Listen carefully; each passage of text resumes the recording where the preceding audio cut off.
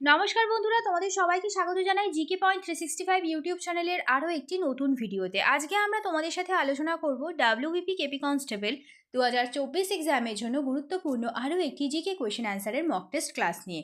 আজ আমাদের class number 42। এর আগে যে সমস্ত ক্লাসগুলি হয়েছে সেই সমস্ত ক্লাসের লিঙ্ক ডেসক্রিপশন বক্সে রয়েছে। তোমরা যদি এখনও সেই সমস্ত ক্লাস দেখে না থাকো তাহলে অবশ্যই ক্লাসগুলি তোমরা দেখো। প্রত্যেকটি ক্লাস তোমাদের জন্য ইম্পর্টেন্ট। প্রত্যেকটি ক্লাসে থাকছে বিগত বছরে যে সমস্ত প্রশ্ন এসেছে তার মধ্য থেকে বাছাই করা গুরুত্বপূর্ণ প্রশ্ন এবং প্রশ্ন সংক্রান্ত অনেক তথ্য, যে তথ্যগুলো তোমাদের বিভিন্ন এক্সামের জন্য গুরুত্বপূর্ণ। সেই কারণে তোমরা অবশ্যই শেষ পর্যন্ত আজকের ভিডিওটা দেখতে থাকো। আজকের ভিডিওতে যে সমস্ত কোয়েশ্চেনগুলো আলোচনা করা হচ্ছে প্রতিটি কোয়েশ্চেন খুব গুরুত্বপূর্ণ। তোমরা প্রত্যেকের প্রশ্ন চলাকালীন সঠিক উত্তর আমাদের কমেন্টে জানানোর চেষ্টা করো। এর মাধ্যমে তোমাদের খুব ভালো একটা এক্সামের প্রিপারেশন হয়ে যাবে। তাহলে চলো বেশি দেরি না করে আজকের ক্লাসটা আমরা স্টার্ট করি। তোমাদের যদি আজকের ভিডিওটি ভালো লাগে তাহলে অবশ্যই একটি লাইক করো, সাথে তোমার বন্ধুদের সাথে এই গুরুত্বপূর্ণ ভিডিওটা শেয়ার করে দাও। আর তোমরা যদি আমাদের চ্যানেলে এখনও সাবস্ক্রাইব করে না থাকো তাহলে অবশ্যই চ্যানেলটি সাবস্ক্রাইব করে পাশে থাকা বেল বাটনটা ক্লিক করে অল করে দাও ফর অল নোটিফিকেশন। প্রথমেই আমরা দেখে নিই আমাদের আগের দিনের যেটি হোমওয়ার্কের প্রশ্ন ছিল, সুপিরিয়র হ্রদ কোন দেশে আছে। অনেকেই এই প্রশ্ন তোমরা সঠিক উত্তর কমেন্টে জানিয়েছিলে। এই প্রশ্নের সঠিক উত্তর হয়ে যাবে অপশনে কানাডা। কানাডায় রয়েছে সুপিরিয়র হ্রদ। এবার আমরা আজকের প্রথম প্রশ্ন দেখে নিই, ইরাকের রাজধানীর নাম কি।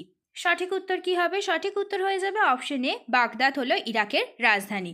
2 নম্বর প্রশ্ন, হরি জীবনের জলসাঘরে এটি কার আত্মজীবনী? ইম্পর্ট্যান্ট একটি প্রশ্ন। সঠিক উত্তর হয়ে যাবে অপশন বি, মান্না দে। এবার আমরা গুরুত্বপূর্ণ কিছু ব্যক্তির আত্মজীবনী সম্পর্কে জেনে নিই। আব্দুল কালামের আত্মজীবনী wings of fire. Abhinav Bindra আত্মজীবনী a short at history. Mahatma গান্ধীর আত্মজীবনী my story of experiment with truth. Rajendra প্রসাদের আত্মজীবনী আত্মকথা। মৌলানা আবুল কালাম আজাদের আত্মজীবনী India wins freedom. Manmohan Singh এর আত্মজীবনী চেঞ্জিং ইন্ডিয়া। নেক্সট দেখি 3 নম্বর প্রশ্ন, ডিরোজিও নিম্নের কোন ছদ্মনামে কবিতা লিখতেন? সঠিক উত্তর হয়ে যাবে অপশন এ, জুভেনিস ছদ্মনামে তিনি কবিতা লিখতেন। নেক্সট প্রশ্ন, সিন্ধু সভ্যতার মানুষদের প্রধান জীবিকা কী ছিল?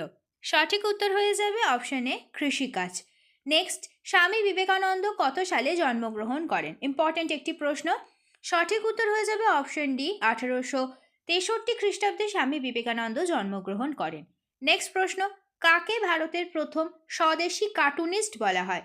ভিভিআই একটি প্রশ্ন। সঠিক উত্তর কি হবে? সঠিক উত্তর হয়ে যাবে অপশন ডি, গগনেন্দ্রনাথ ঠাকুরকে প্রথম ভারতের স্বদেশী কার্টুনিস্ট বলা হয়।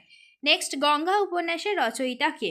সঠিক উত্তর কি হয়ে যাবে? গঙ্গা উপন্যাসের রচয়িতা হলেন সমরেশ বসু। নেক্সট প্রশ্ন, কিসের ভিত্তিতে বিচারপতিদের বেতন কমানো যায়? সঠিক উত্তর হয়ে যাবে অপশন বি, আর্থিক জরুরি অবস্থা ভিত্তিতে বিচারপতিদের বেতন কমানো যায়। এটি রয়েছে আর্টিকেল নাম্বার 360-এ।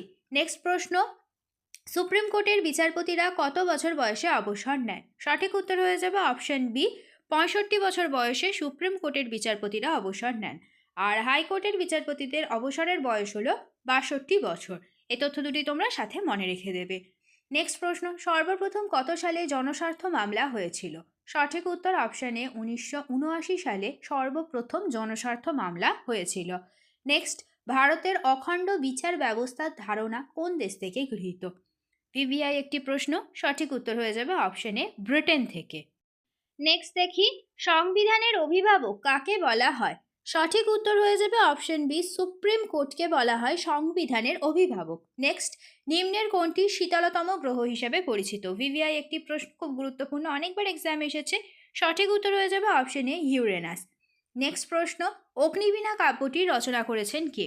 সঠিক উত্তর হয়ে যাবে অপশান সি, নজরুল ইসলাম। এছাড়াও কিছু গুরুত্বপূর্ণ কাব্যগ্রন্থ, এটি কাদের রচনা সেই সম্পর্কিত কিছু তথ্য আমরা দেখে নিই। গোড়া উপন্যাসটি রবীন্দ্রনাথ ঠাকুরের রচনা। দুর্গেশ নন্দিনীর উপন্যাসটির রচয়িতা হলেন বঙ্কিমচন্দ্র চট্টোপাধ্যায়। কুহেলিকা রচয়িতা হলেন কাজী নজরুল ইসলাম। পল্লী সমাজের রচয়িতা শরৎচন্দ্র চট্টোপাধ্যায়। বিপিনের সংসার এর রচয়িতা হলেন বিভূতিভূষণ বন্দ্যোপাধ্যায়। শুন বর্ণালী এই গ্রন্থটির রচয়িতা হলেন সুবোধ ঘোষ।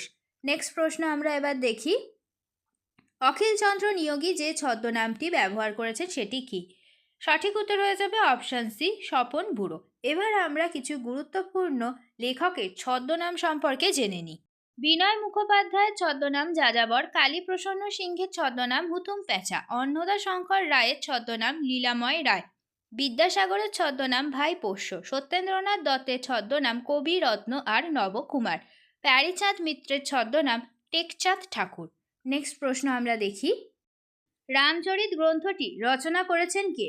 এই প্রশ্নের সঠিক উত্তর হয়ে যাবে অপশন বি, সন্ধ্যাকর নন্দী। তুলসী দাস রচনা করেছেন রামচরিত মানস।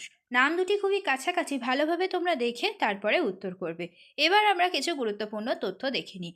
এলাহাবাদ প্রশস্তির লেখক হলেন হরিসেন, অর্থশাস্ত্রের লেখক কৌটিল্য বা চাণক্য, অভিজ্ঞান শকুন্তলমের লেখক হলেন কালিদাস, পঞ্চতন্ত্রের লেখক হলেন বিষ্ণু শর্মা, রামায়ণের লেখক বাল্মীকি, মহাভারতের লেখক ব্যাসদেব, প্রিয়দর্শিকার লেখক হলেন হর্ষবর্ধন, আর মনসামঙ্গলের লেখক বিজয় গুপ্ত।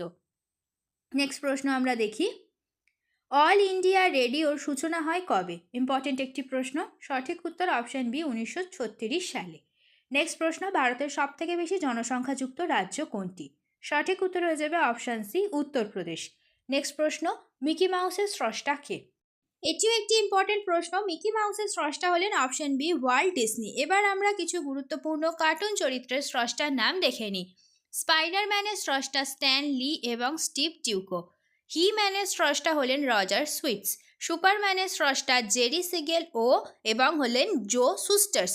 ব্যাটম্যানের স্রষ্টা হলেন বব কেন এবং বিল ফিঙ্গার্স। পিটার প্যানের স্রষ্টা J M Barrie. Tom and জেরির স্রষ্টা উইলিয়াম হানা এবং জোসেফ বারবারা। নেক্সট প্রশ্ন দেখি, বেদ কথার অর্থ কী? সঠিক উত্তর হয়ে যাবে অপশন এ, জ্ঞান। নেক্সট প্রশ্ন দেখি, এই প্রশ্নটি আজকে তোমাদের জন্য হোমওয়ার্কের প্রশ্ন। কাকে ভারতের প্রথম আধুনিক মানুষ বলা হয়? Option A, Keshabchandra Sen, option B, DL. Roy, option C, Swadesh Ranjan Mitra, option D, Rammohan Roy. সঠিক উত্তর কোনটি হবে তোমরা অবশ্যই আমাদের কমেন্টে জানাবে। শেষ হলো আজকের ভিডিও। আজকের পর্বে আমরা আলোচনা করলাম ডাব্লিউবিপি কেপি কনস্টেবল এক্সামের জন্য গুরুত্বপূর্ণ কিছু জেনারেল নলেজ কোয়েশ্চেন অ্যান্সার নিয়ে। প্রত্যেকটি প্রশ্নই কিন্তু তোমাদের জন্য সমান গুরুত্বপূর্ণ, সেই কারণে একটু স্কিপ না করে তোমরা শেষ পর্যন্ত ভিডিওটা দেখতে থাকো। প্রত্যেকটা প্রশ্ন কিন্তু তোমাদের জন্য ভীষণই গুরুত্বপূর্ণ। ভিডিওটা শেষ পর্যন্ত দেখো। ভিডিওটা যদি ভালো লাগে তাহলে অবশ্যই একটা লাইক করো, সাথে তোমার বন্ধুদের সাথে এই ভিডিওটা শেয়ার করো এবং আমাদের কমেন্টে জানাও ভিডিওটা তোমাদের কেমন লাগলো, আর তোমরা নতুন কোন স্ট্যাটিক জিকের ওপর ভিডিও দেখতে চাইছো। আমরা সেই টপিকের ওপর খুব তাড়াতাড়ি তোমাদের জন্য ভিডিও নিয়ে আসবো। তাহলে ততদিন তোমরা আমাদের প্রত্যেকটি ভিডিও এইভাবে দেখতে থাকো, এক্সামের জন্য ভালোভাবে প্রিপারেশন নিতে থাকো। ধন্যবাদ।